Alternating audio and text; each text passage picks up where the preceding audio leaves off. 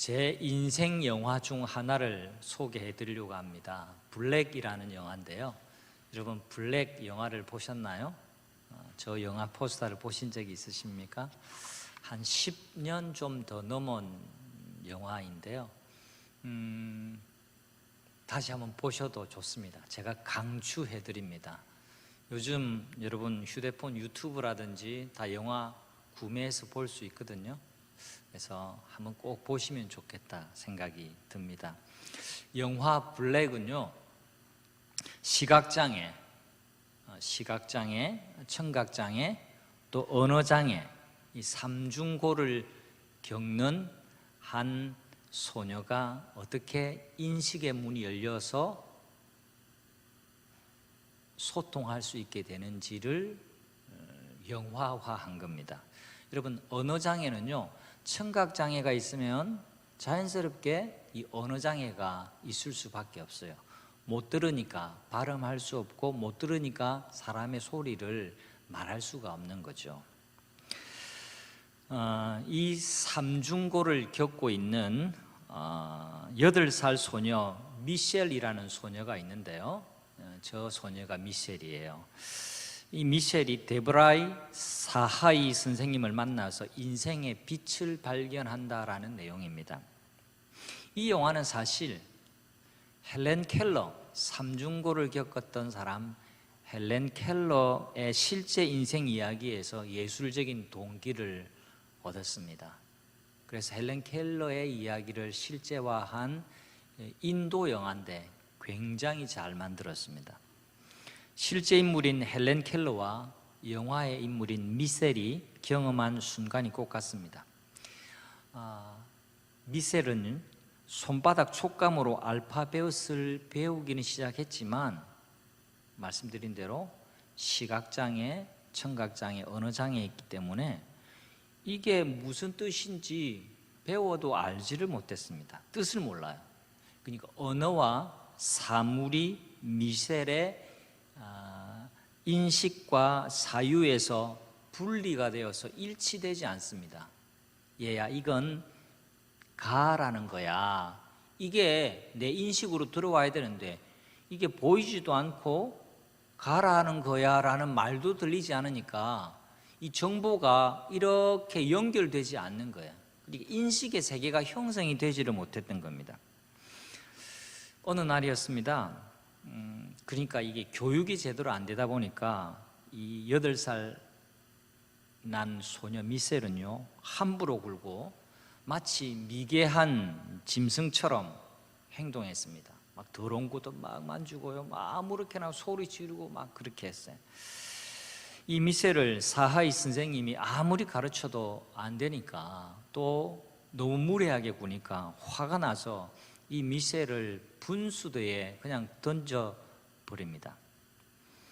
이게 물이야, 이게 물이란 말이야 하면서 화내면서 마음이 지쳐서 더 이상 교육하는 걸 포기하려고 합니다. 그런데 말입니다, 그 순간에 거기서 물에 빠져서 허우적대던 미셸은 인식의 문이 최초로 열리게 됩니다. 뭔가 아이가 느끼는 것을 직감한 선생님은 이때 손바닥에 water, 그 water라는 영어의 글자를 새겨줍니다. 물의 촉감을 보고 water, 이 글자가 서로 같은 거라는 것을 최초로 인식하게 됩니다.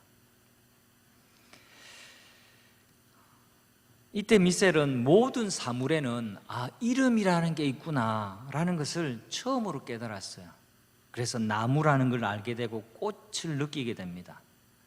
자기에게 무한정 잘해주는 어떤 존재가 비로소 내 엄마라는 것을 알기 시작합니다.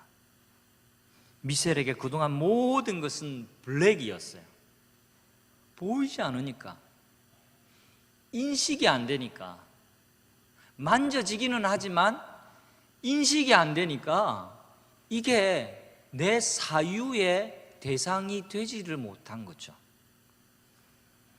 그 순간, 그래서 이 이 포스터에 보시면 분수대에 서로 물에 손을 대고 있는 저 장면이 나오는 거예요. 저렇게 블랙이었는데 빛이 이 두 사람의 사이에 들어오게 되는 이 포스터를 이 대표 그림으로 해놓은 거죠. 사실 모든 사람은요, 하나님 앞에서 블랙입니다. 블랙. 왜냐하면 하나님을 인식하지도 못하고 나 자신이 누구인지도 알지 못하기 때문에 그래요. 하나님의 은혜가 내게 임하고 나서야 비로소 나는 하나님을 느끼기 시작을 합니다. 하나님을 인식하기 시작을 하는 거죠. 마가는요, 복음을 전하는 사람이었다고 말씀을 드렸습니다. 마가복음은 복음, 예수 그리스도가 누구신지를 우리에게 알려주는 말씀입니다. 마가가 오늘 이야기를 전해주면서 귀 먹고 말 더듬는 한 사람 이야기를 우리에게 전해주는데요, 일부러 특별한 단어를 사용합니다. 귀 먹고 말 더듬는. 자, 오늘 말씀을 다 볼까요? 32절, 사람들이 귀 먹고 말 더듬는 자를 데리고 예수께 나와 안수하여 주시기를 간구하거늘. 이 장면을 영화의 한 장면처럼 딱 떠올려 보십시오. 그런데 마가가 이 한 사건을 설명하면서 귀 먹고 말 더듬는 이라는 단어를 썼어요. 근데 이건 모글리라로스라는 헬라어인데요, 여기 말고 단 한 군데 이 단어가 등장을 해요. 그건 이사야 35장 5절 말씀인데, 여기에 어떤 말씀이 있는지 잘 보세요. 그러니까 같은 단어가 쓰여졌다라는 것은 이 두 이야기가 연결선상에 있다라는 것을 이야기하는 겁니다.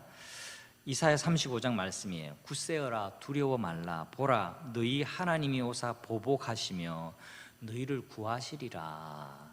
그때에는 이제 하나님이 임하실 때입니다. 그때에는 메시아가 임할 때는 맹인의 눈이 밝을 것이며 못 듣는 사람의 귀가 열릴 것이며, 이때 모글리라로스라는 단어가 쓰였어요. 그때의 전언자는 사슴같이 뛸 것이며 말 못하는 자의 혀는 노래하리라. 이사야가 예언하고 있는 이 메시아에 관한 이야기가 바로 이분이야 라는 것을 마가는 얘기하려고 했던 겁니다. 마가는 이사야 35장에서 약속된 메시아가 바로 예수님이라는 것을 전하고 있어요. 영적으로 눈멀고 말 못하는 우리 인생에게 주님이 찾아오셔서 고치신다라고 말씀하는 겁니다. 자, 메시아가 오시면 맹인의 눈을 밝을 것이며 못 듣는 자의 귀가 열릴 것이고 저는 자가 사슴같이 뛰고 말 못하는 혀가 노래할 것이다. 언제요? 그분이 오시면. 그런데 그분이 오셨어 라고 마가가 지금 복음서를 남기고 있는 겁니다. 자, 예수님은요 늘 여행을 하셨어요. 전도 여행을 하셨는데 긴 여행 끝에 다시 갈릴리 호수 근방으로 도착을 하셨습니다. 갈릴리 호수의 지형을 제가 사진으로 보여드린 것 아직도 기억하시죠? 2주 지났지만 기억이 나시죠? 예, 보통 작은 호수가 아니라는 겁니다. 예, 우리 저기에 그 호수 이름 뭐죠? 예? 해동수원지. 맞아. 예, 전초로 장로님 95점. 네. 해동수원지하고 비교도 안 돼 어마어마한 큰 호수라는 말씀을 제가 드렸습니다. 근데 여러분, 우리가 거기를 안 가보니까 예수님의 동선이 어떻게 됐는지 잘 몰라요. 31절 보니까 두로 지방에 나와서 시돈을 지나고 데가볼리 지방을 통과하여 갈릴리 호수에 이르렀다. 자, 복잡하게 생각하지 말고요, 이리저리 돌다가 전도여행 하시고 갈릴리 호수에 다녀오셨다 생각하시면 됩니다. 오늘 우리 시점으로 조금 이해하기 쉽게 설명하면 김해로 가셨다가 대구 올라가셨다가 포항을 둘러서 다시 내려와서 부산에 도착하셨더라. 이런 겁니다. 이 둘레길이 얼마냐 하니까 한 300km 돼요. 300km면 여기서 대전 위에 청주 정도 될는지 모르겠습니다. 아무튼 굉장히 먼 거리죠. 이렇게 둘러서 예수님께서 이제 다시 갈릴리로 왔을 때 생긴 이야기다. 사건의 전개를 지금 설명하고 있는 겁니다. 자, 오랜 여행을 마치고 갈릴리 호수로 돌아왔을 때 사람들이 언어장애를 앓고 있는, 언어장애는 반드시 청각장애와 함께 간다고 말씀드렸습니다. 이 언어장애, 청각장애를 앓고 있는 한 사람을 데리고 왔습니다. 왜요? 좀 고쳐달라고. 왜냐하니까 소문에 들으니까 예수님이 용하다 하시거든요. 본문을 잘 살펴보면 이분이 말을 전혀 못하는 것이 아니라 말 더듬는 사람이라고 말하죠. 그러니까 이분이 굉장히 어렸을 때 3살 혹은 4살 정도 됐을까요? 굉장히 어렸을 때까지는 듣고 말하는 것이 되었습니다. 그런데 그 이후로부터 어떤 사건을 겪어서 그러는지 듣지를 못하게 된 거죠. 그냥 사람의 말이 뭐라는 거는 알아요. 근데 속에 있는 것을 표현을 하는데 이게 이 사람이 잘 알아들을 수 없는 그런 정도에 들리지 않으니까 이 말도 언어를 했다라는 겁니다. 이 표현으로 봐서는 후천적으로 귀가 어두워진 사람일 것이다. 중간에 청각을 잃는 분이 또 있거든요. 저는 오늘 이 말씀을 통해서 기적의 사건 자체에 집중하지 않고 이 기적을 베푸신 주인공이신 예수님의 행동에서 그분의 인격과 신성과 은혜를 찾아보려고 합니다. 성도 여러분, 예수님이 얼마나 은혜로운 분인지를 우리가 확인하는 게 중요해요.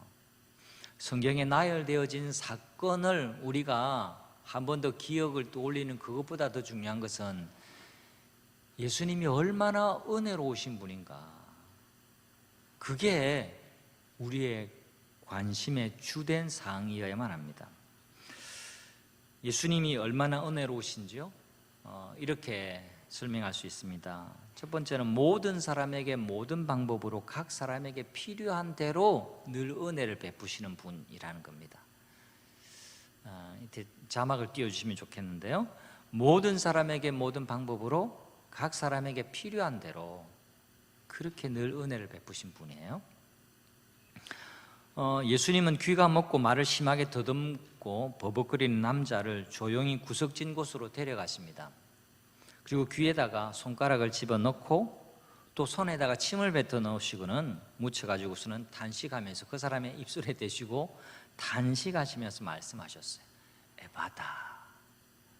에바다는 열려라 하는 뜻이다. 이렇게 되어 있죠. 좀 독특해요.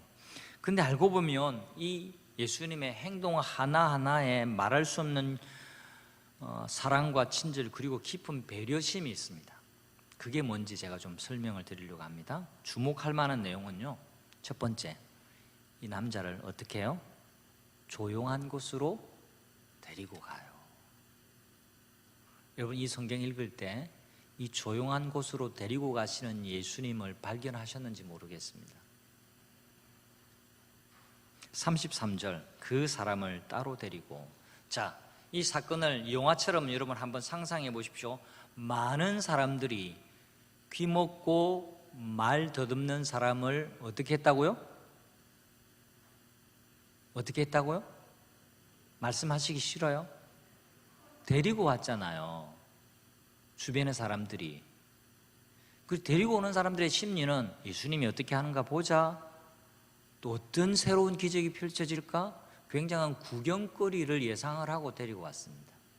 근데 예수님께서 무리들과 떼어놓으시고 귀 먹고 말을 심하게 더듬는 이 분을 데리시고 조용한 곳으로 단둘이 데리고 가셨어요.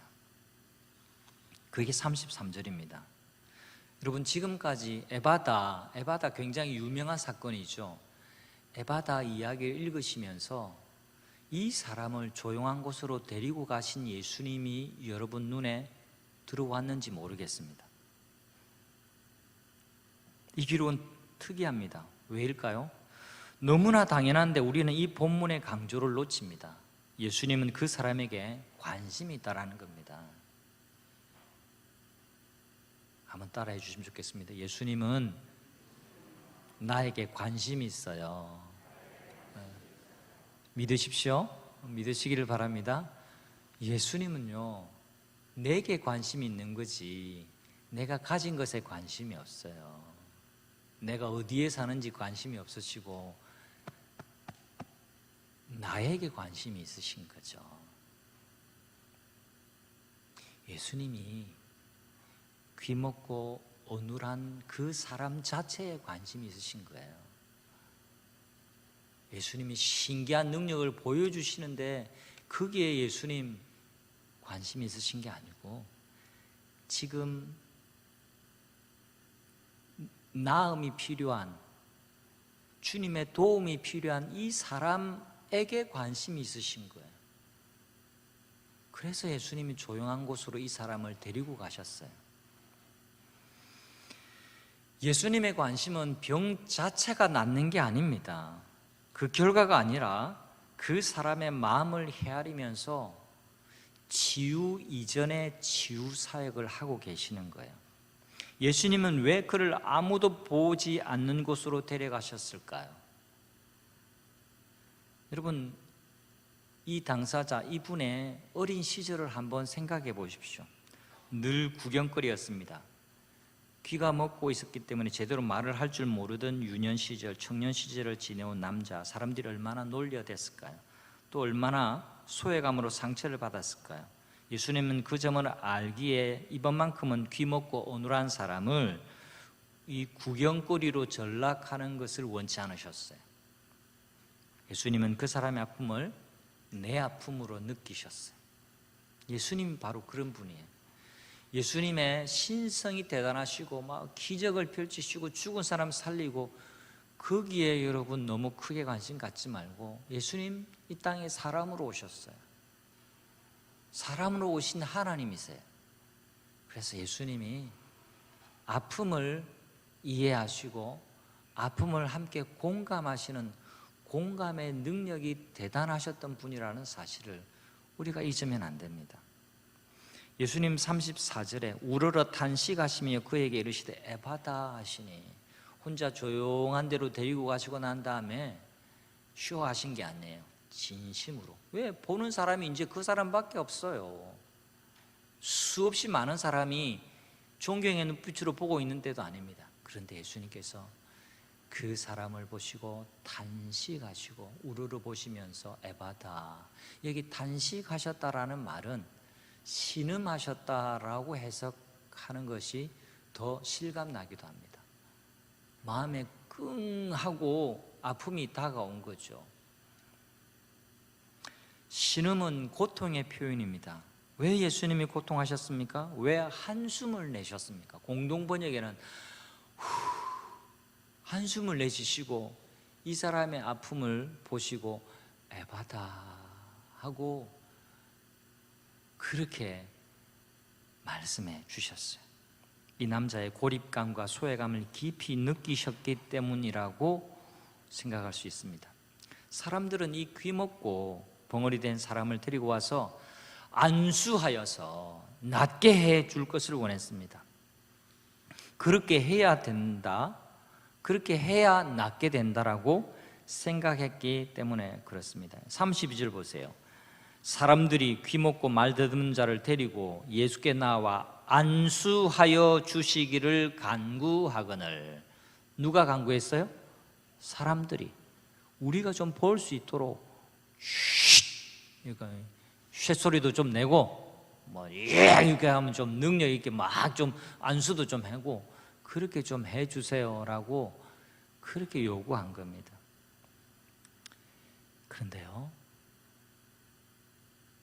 예수님은 항상 공개적으로만 치유하시지 않았어요. 필요할 때는 많은 사람, 원수들이 보는 상황에서도 담대하게 손 오그라든 사람도 고치시고 안식일에 병자도 고치셨지만 항상 그러신 건 아니에요. 그 사람의 필요에 따라서 그 사람 중심으로 그 사람이 느끼는 바가 무엇일지를 헤아리시고 그 사람의 필요를 먼저 보시고 오늘 본문처럼 때로는 조용한 곳으로 데리고 가서 조용히 치유하실 때도 있었습니다. 안수라는 행위가 아니라 인생의 골방에서 개인적인 만남을 통해서 고치실 때가 있었습니다. 어눌한 사람의 입장에서는요, 어리둥절했지만 예수님을 진짜 가까이서 인격적으로 편안한 마음을 가지고 치유를 받았던 겁니다. 저는 이런 상상을 해봅니다. 짧은 시간일지는 모르지만 예수님이 이 남자를 데리고 온 사람들, 그리고 어떤 신기한 일이 벌어질지 구경하고 있는 무리들 곁을 지나서 이 사람의 손을 잡고 한동안 천천히 걸어가시면서 이 남자를 쳐다보시고 또 이 사람이 편안한 마음을 먹을 수 있는 시간을 주셨을 것이라고 짐작이 됩니다. 어리둥절하게 이 사람이 마음에 막 손이 끌어서 사람들에게 막 부탁을 해서 온 게 아니에요. 어리둥절하게 사람들 손에 끌려서 온 이 사람은 이때 비로소 안정감과 평안을 누리는 시간이었을 겁니다. 그동안 못 듣고 살았기 때문에 예수님이 어떤 분이신지도 이분이 가진 정보는 굉장히 미비했습니다. 소문을 들을 귀가 없거든요. 예수님의 이적을 또 본 적도 없어요. 그러니까 이 남자에게는 예수님에 관한 정보가 거의 전무했다. 그냥 능력 있는 어떤 분이 있다라는 이 분위기에 휩쓸려서 사람들에게 막 이끌려서 손 붙들려서 그냥 어리둥절하게 지금 이 현장에 와 있는 거예요. 성도 여러분, 굉장히 중요한 부분이라고 저는 생각합니다. 지금도 우리 주님은요, 이런 방법이 뭡니까? 인격적인 방법으로. 목사라는 사람을 통해서가 아니라 어떤 종교적인 행사를 통해서가 아니라 이런 방법, 지극히 개인적이고 조용한 방법으로 여러분 한 사람 한 사람을 우리 주님이 만나기를 원하신다는 사실을 기억하시기를 간절히 바랍니다. 여러분 가운데 어떤 아픔이 있으십니까? 그 아픔을 어떤 특별한 이벤트 속에서 치유받으려고만 하지 마시고 여러분 개인의 삶에서 여러분의 아픔을 누구보다도 더 깊이 더 세밀하게 살펴보시고 아파해 주시고 이해해 주시고 고쳐주시기를 원하시는 우리 주 예수님이 내 곁에 내 가까이 계시다는 사실을 기억하시고 주님께 손 내미시고 주님으로부터 치유받는 은혜가 있으시기를 축복합니다. 우리 주 예수님은 오늘날도요 조용히 개인적으로 만나 주시기를 원해요. 여러분이 막 일에 파묻혀 있을 때 주님을 단둘이는 만날 수가 없습니다. 여러분이 막 세상에 빠져 있고 여러분 자신의 문제에 매몰되어 있을 때도 주님을 만날 수가 없습니다. 주님과 단둘이 대면하는 시간이 필요합니다. 주님은 늘 우리에게 이렇게 말씀하세요. 가자. 조용한 광야로 가자. 거기서 너의 문제를 한번 같이 생각해 보지 않겠니? 거기서 내가 너를 치료할게. 그 광야에서 내가 너를 치료하마. 그렇게 말씀하십니다. 우리 주님이 이렇게 좋으신 분이에요. 두 번째 함께 살펴보고 싶은 건요, 그 사람의 필요를 채우는 사랑을 오늘 본문에서는 발견할 수 있어요. 내가 원하는 사랑을 주는 게 아니라 그 필요를 느끼는 사람의 필요를 채움으로 그 사람이 원하는 사랑을 주는 것이 중요합니다. 예수님의 치유의 행동은 굉장히 독특합니다. 이전에 이렇게 한 사람을 치유하신 적은 없어요. 말씀으로만 깨끗해졌다, 나았다 이렇게 하실 때도 있고 그냥 죽은 자를 살리실 때도 있었는데 이번에는 좀 독특해요. 자, 역시 33절 보세요. 손가락을 그 양귀에 넣습니다. 자, 이렇게 한번 집어넣고 손에다가 침을 퇴퇴하고 뱉으셔요. 그리고 그 사람이 혀 한번 내밀어 볼래? 하고 이렇게 하면, 그죠? 이 침 묻은 손을 가지고 혀에다가 이렇게 손을 대신 거예요. 그리고 탄식하시면서 에파타 이렇게 하셨어요. 이런 치료를 한 번도 받아본 적이 없기 때문에 상상이 잘 안 되시죠? 뭐 때문에 또 이렇게 하셨을까? 좀 이상하기도 합니다. 왜 이렇게 행동하셨을까요? 질문이 중요해요. 그냥 성경에 있는 그대로만 그랬겠지, 예수님 침 뱉은 거하고 침 뱉었으면 뱉은 거지, 이렇게 그냥 성경 읽지 마시고 왜 침 뱉으셨고 왜 이렇게 복잡하게 이렇게 하셨을까 한번 생각해 봐야 돼요. 예수님이 이런 일련의 행동을 하신 것은요, 이런 행동이 치유의 능력을 발휘하는 데 필요해서가 아닙니다.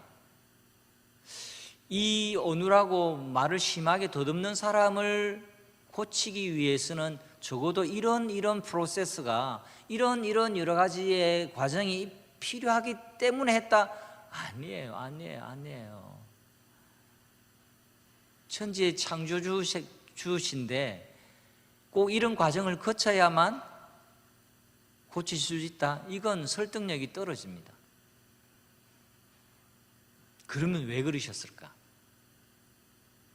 치유에 필요한 어떤 주술적인 과정이 아니라면 왜 그랬을까? 그럼 답이 우리에게 나와야 되잖아요. 왜 그랬을까요? 왜 그랬을까? 그 사람에게 필요했기 때문에 그래요. 아무 소용도 없는 행동을 안 하잖아요. 제가 지금 예수님을 주목하시고 예수님과 마주보고 있는 그 치유받은 대상을 한번 생각해 보십시오. 자, 이 행동이 예수님의 능력을 발휘하는데 아무런 필요 없는 행동이라고 한다면 답은 나와요. 예수님이 심심해서 했다 1번, 아니면 그 사람이 지금 치유받는 그 사람에게 필요한 행동이었기 때문에 2번. 1번 같으세요? 2번 같으세요? 직감적으로 몇 번요? 2번 같으시죠? 대단하세요. 정답입니다. 예수님이 심심해서 그렇게 하신 게 아니에요. 그냥 성경을 길게 설명하기 위해서 좀 레파토리를 좀 다양하게 하기 위해서 그게 아니에요. 그 사람에게 필요했기 때문에 그래요. 여러분, 손가락을 이렇게 넣어주신 건요, 이전에 다른 사람이 그렇게 해준 적이 없거든요. 넣어주시면서 당신 여기가 고장났죠 하고 그 사람을 위로해 주시는 거예요. 여기가 고장났는지 내가 한번 들여다볼까, 이런 메시지. 여기가 문제죠 이러시는 거예요. 특별히 침을 사용하시는 것은요, 우리에게는 생소한 방법이지만 옛날 사람들은 이 방법을 자주 사용했습니다. 유대 문화에서는요, 침을 바르는 것은 더럽다, 불결하다, 이런 차원이 아니었어요. 여러분 생각해 보십시오. 우리도 그렇지 않습니까? 우리도 우리 애들 어렸을 때 다치면 엄마 아빠 침 발라주고, 목이 물렸다면 침 발라주고 그래 안 합니까? 안 했습니까? 전철우 장로님이, 유명한 장로님이 제일 크게 웃으시는 것 같아요. 애들한테 침 발라주고 된장 발라주고 그래 했어요. 된장 바른다, 이거는 참 웃기는 말이에요. 우리나라 표현이죠. 그냥 머리가 깨져도 된장 발라주고 이거 뭐가 나도 된장 발라주고 이 민간 주술적인 요법이죠. 그냥 문화적인 거예요. 아프냐? 이 장이 묵혀 있으니까 소독된다라는 그런 정서가 우리에게 필요한 거예요. 어릴 때 나는 된장 발려봤다 하면 손 한번 들어보세요. 몇 분 계시네. 나 된장 발렸다.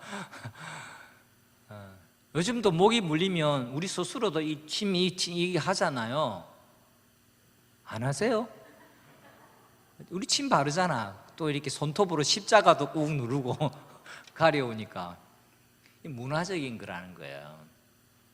그러니까 이걸 위생적인 관점에서 보려고 하지 말고 유대 문화적인 관점에서 예수님이 손에다 침을 뱉으시고 문대시고 이걸 혀 내밀어봐라고 이렇게 대해주시는 건요, 이건 문화적인 거예요.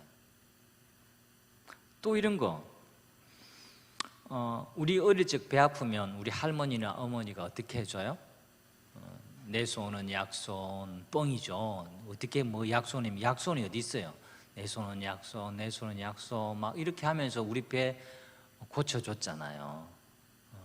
그게 뭐냐니까 이제 마사지가 이제 되어서 나은 거겠죠. 그 손 자체가 무슨 주술적인 능력이 있어서 진짜 약손이 있고 뭐 안약손이 있고 뭐 등손이 있고 막 안 그렇잖아요. 손이 진짜 약손이 아니라 애정과 사랑을 담아서 이 1시간 동안 이렇게 해주는 거예요. 저도 제 어렸을 때 저희 어머니 저를 늦게 나오셨는데 늘 언제 만져주시고 내 배 아프다 하면 막 그래 주신 게 지금 기억이 나요.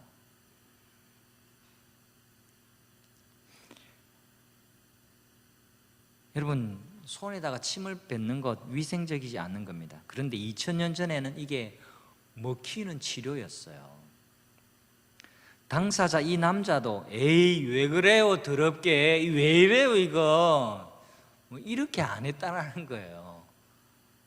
여러분, 이 남자가 바보입니까? 이 더럽게 이렇게 하는데 막 가만히 있잖아요. 가만히 있잖아요.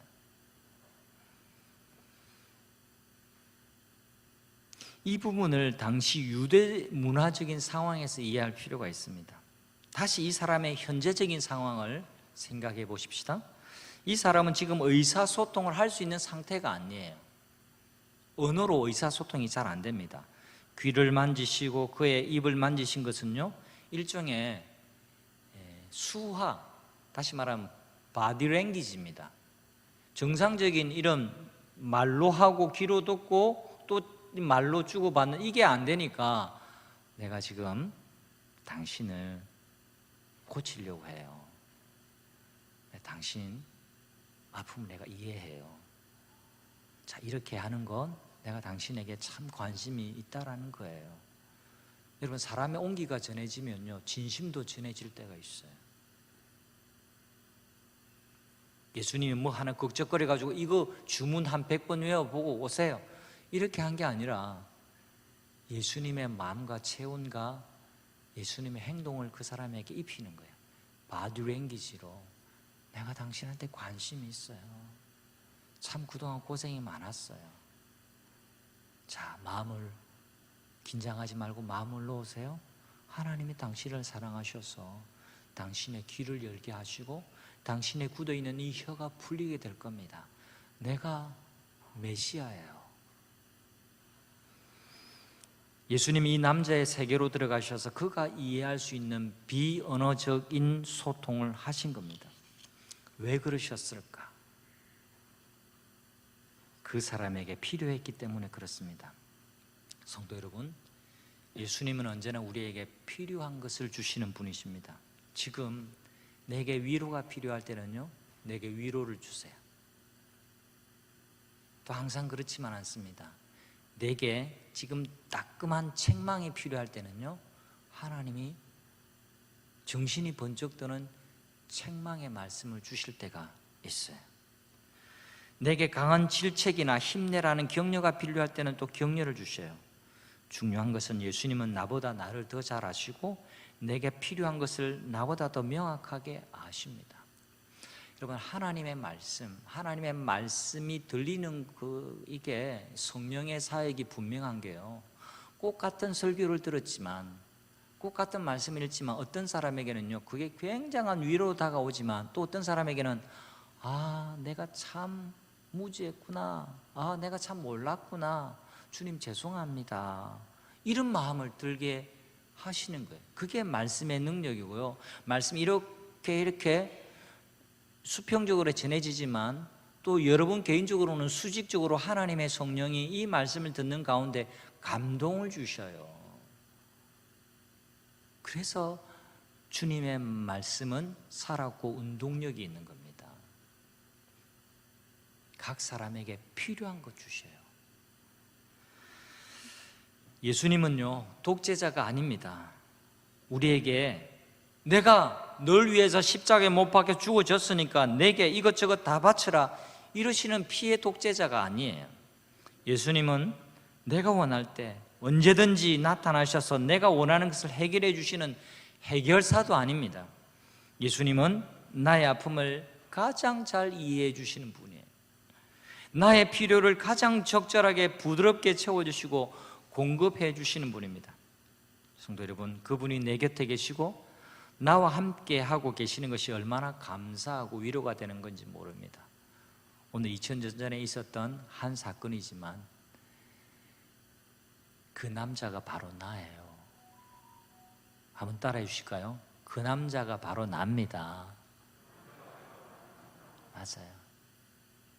물리적으로 내가 그 남자가 아닐지라도 우리 주 예수님은 그 남자를 대하듯이 나를 대해 주십니다. 성도 여러분, 그렇기에 여러분 이 놀라우신, 이 감사하신 예수님의 인격을 보세요. 나도 예수님의 방식으로 사랑하고 섬기는 자리로 나아가면 참 좋겠습니다. 내 방식으로 말하고 내 방식으로 섬기고 내 방식으로 누구와 소통하는 것이 아니라 연약한 사람이 필요한 방식으로 다가가고 주의 도움이 필요한 사람의 그 필요를 보고 내가 소통하고 주님의 사랑이, 주님의 섬김이 필요한 그 사람의 입장에서 내가 섬기는 것이, 이 모습이 예수님의 모습입니다. 예수님이 이렇게 은혜로우신 분인 것을 늘 말씀을 통해서 읽을 때마다 깨달으시고, 나도 예수의 모습으로, 나도 예수님의 인격을 닮아가는 예수의 사람으로 살아가기를 소원하고 순종하는 모든 성도님들이 되시기를 주님의 이름으로 축복합니다. 우리 함께 찬양하기를 원합니다.